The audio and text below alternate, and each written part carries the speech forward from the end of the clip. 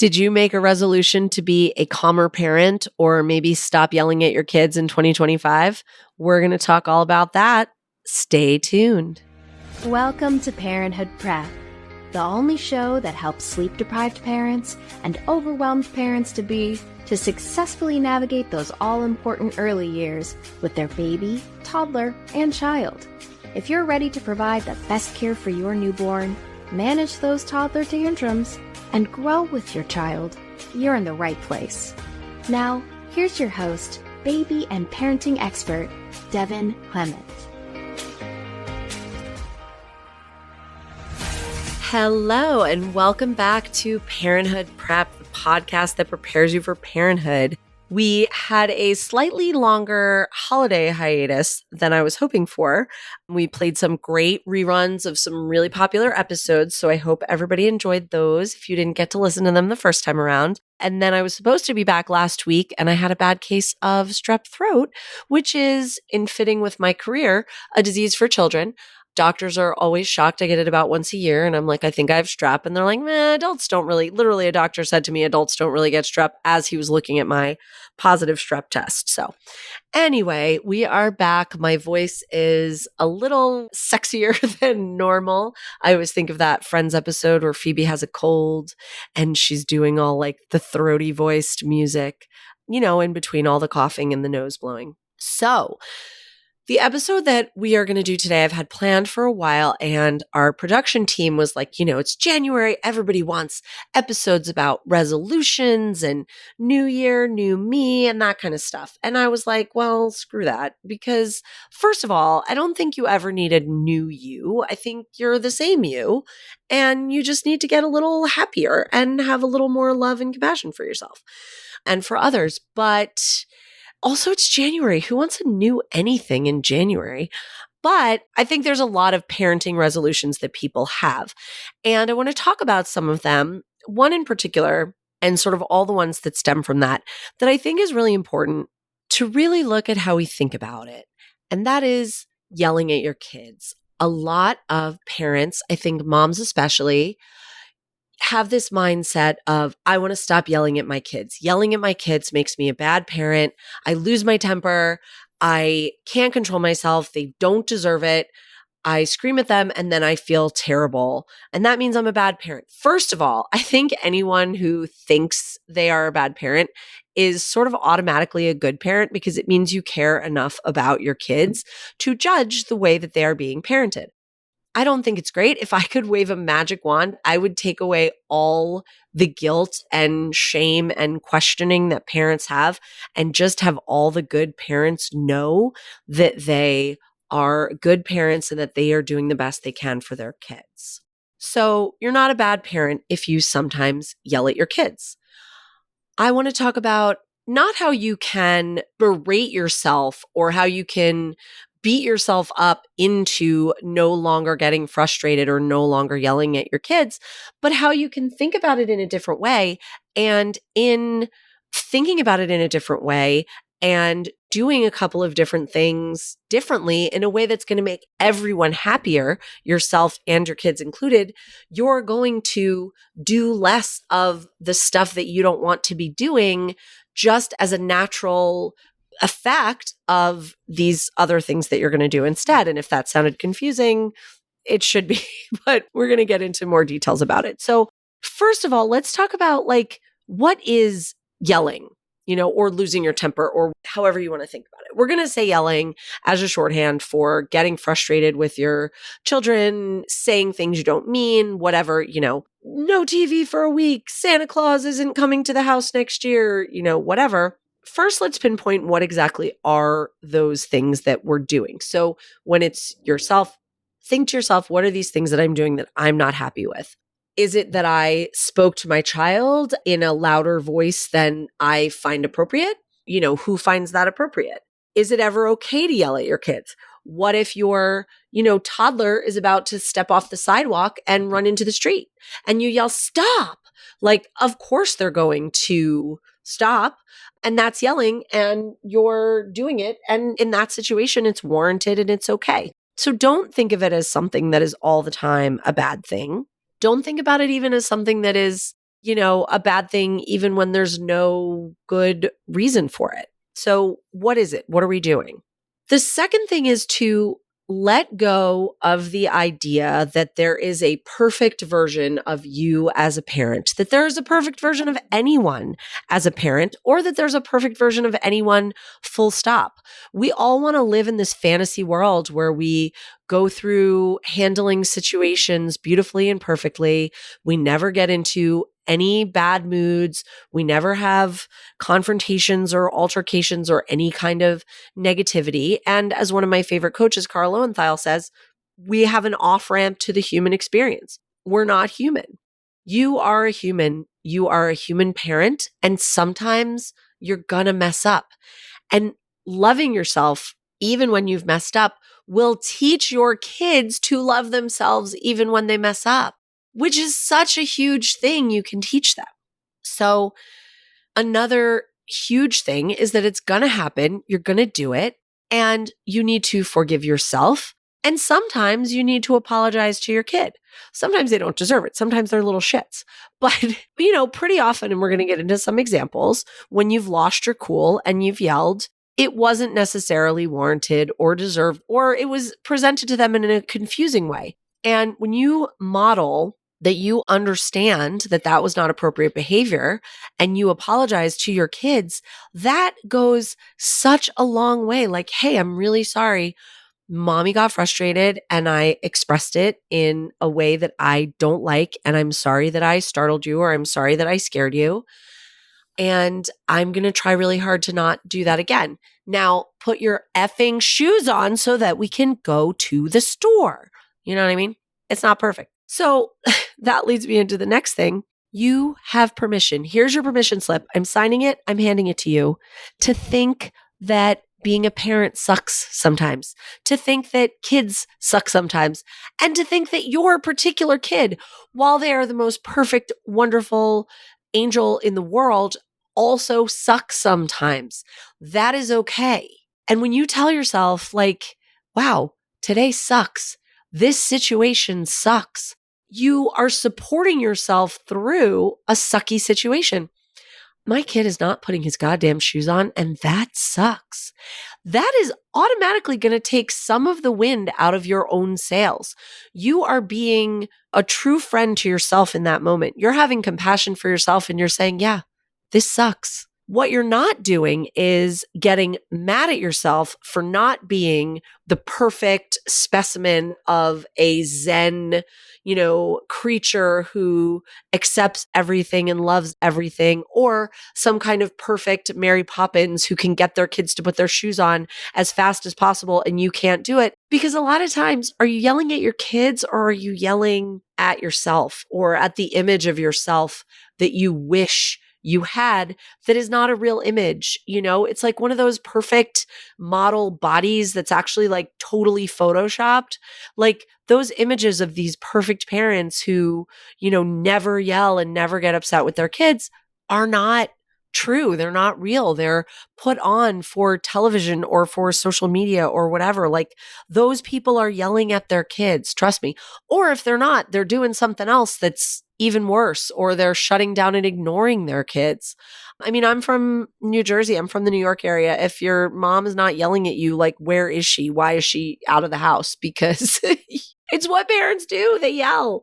And I think I'm focusing more specifically on parents socialized female because A, we're the ones that are taught that this sort of behavior is not okay. Being angry is not okay. Yelling is not okay. And people socialized male are taught that it is perfectly okay to be angry, to yell, to do whatever. So you may not be thinking, oh, I should stop yelling at my kids because you don't think it's bad or wrong or you're a horrible person for doing it. And that's great. I love that for you.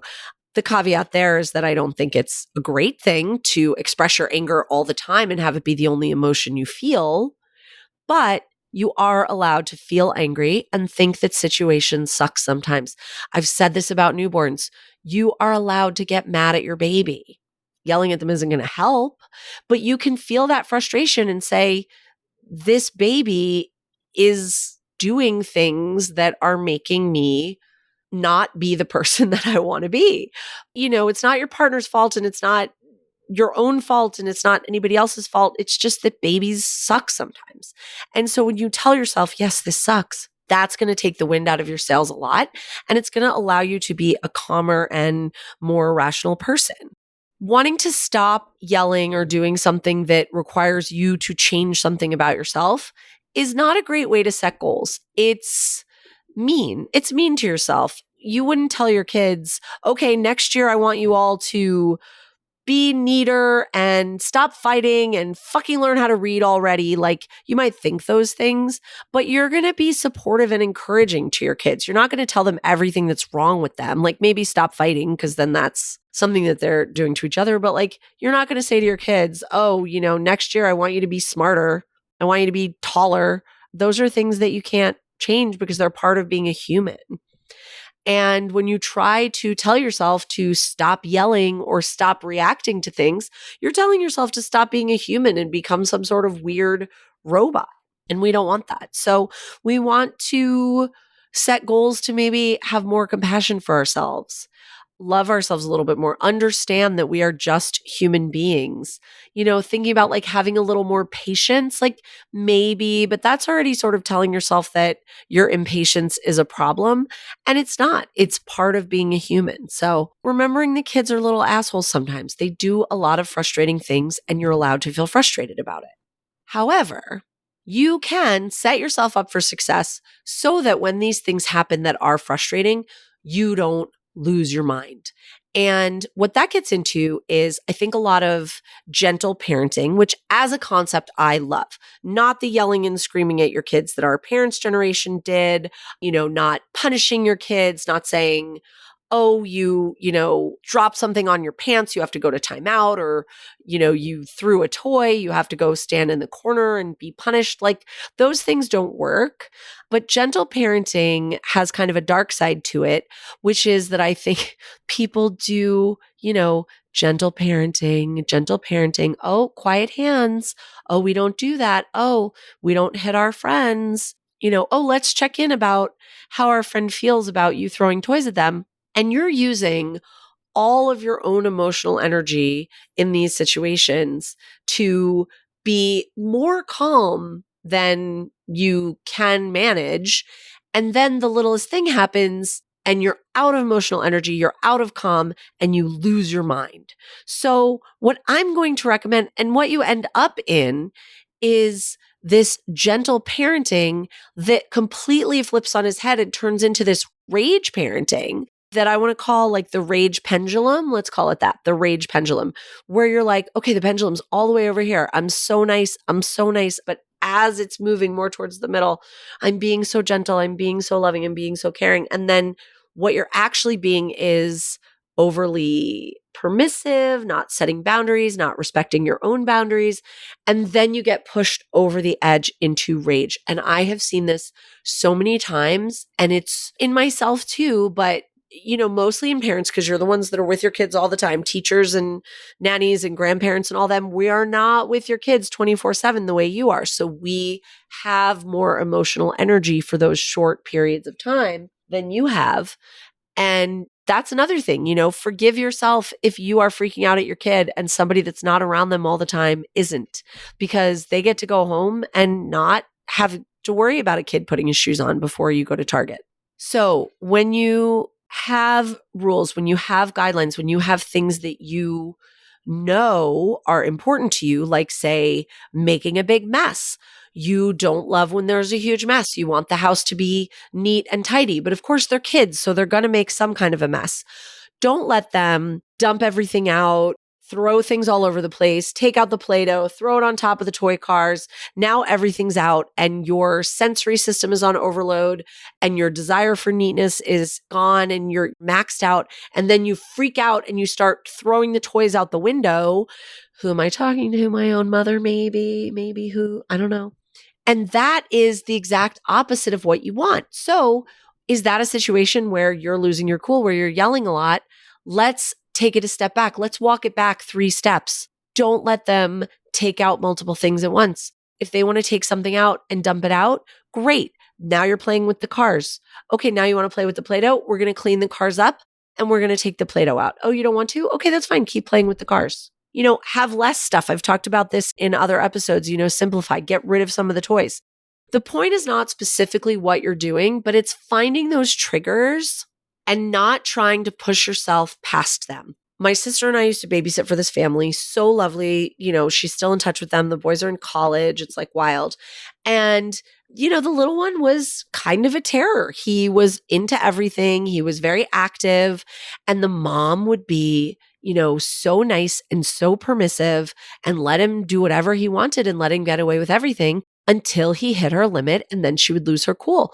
And one day I was there while she was still home and I watched her, let him have whatever he wanted, let him do like 3 things I probably would have stopped him from doing. And then he spilled his juice, which was totally an accident. He spilled his juice. Kids spill their juice. I spill stuff sometimes too. And she lost her mind because it was the last thing, the last straw. It was the last thing that she could handle. That rage pendulum pushed all the way to rage. And if she had just, not let it get to that point, if she had stopped him from doing any of the things that were, increasing the thermometer, I'm full of metaphors today, people. It's a pendulum, it's a thermometer. You know what I mean? That was building up and up and up. She wouldn't have lost her cool over him spilling. She would have been like, oh, hey, oh man, buddy, that was an accident. Let's get the paper towels. Let's clean it up. And she wouldn't have screamed at him for something that was a reasonable accident that he did not deserve to be screamed at for.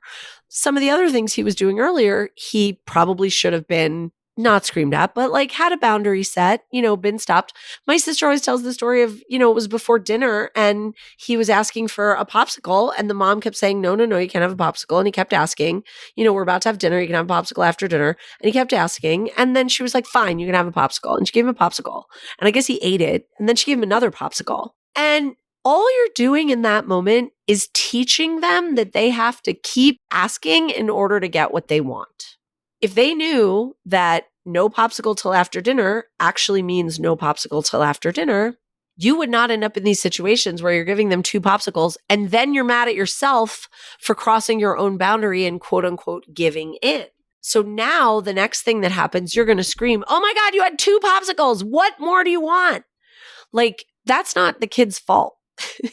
I mean, it is the kid's fault because he was acting kind of like a brat, but you need to know where your limits are and you need to set them way before. Like when I was a teacher, we'd make classroom rules. Usually you do them like with the kids collaboratively or whatever. I would not make the rule, the absolute maximum thing that I could handle. I would up it, 20% or whatever, so that when the rule was inevitably broken or pushed past the limit, it wasn't pushing me to my absolute, end of my rope where I was losing my mind. So setting those boundaries before you lose your mind, being a little bit more of an authoritative parent and saying, no, we don't have popsicles before dinner.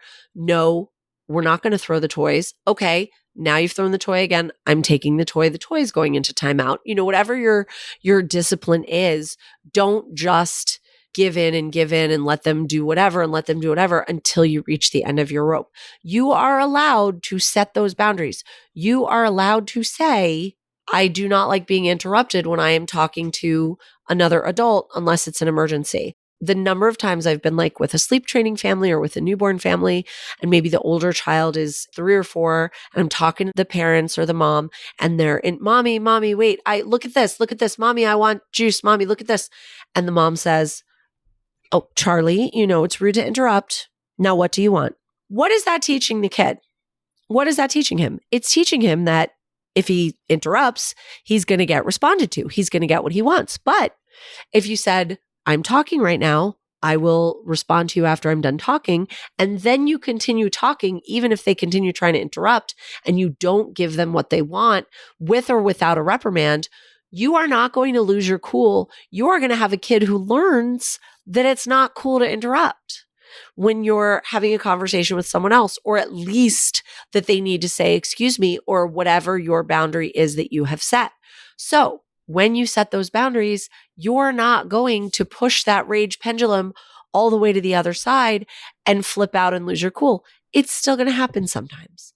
But when the groundwork is there and you're not going from, lovely angel, goddess, earth mother who just wants to love everybody and let everybody do whatever they want, then you're not also going to flip that on its head and turn into crazy screaming rage monster because you set those boundaries. Does that make sense? I'd love to hear more from you about this on the Instagram. We have a post every Monday about the podcast episode. I'd love to hear your thoughts, what you think, if you have any tips or suggestions. How did you start loving yourself more as a parent? How are you showing yourself more compassion in 2025? Tell me all about it. I can't wait to hear. To be sure you never miss an episode, be sure to subscribe in your favorite podcast app. We'd also love to connect with you on social media. You can find us on Instagram at Happy Family After or at our website, happyfamilyafter.com. On our website, you can also leave us a voicemail with any questions or thoughts you might have, and you can roast your baby. Talk to you soon. Thanks for listening to this week's episode of Parenthood Prep. If you want to learn more about the services Devin offers, as well as access her free monthly newborn care webinars, head on over to www.happyfamilyafter.com.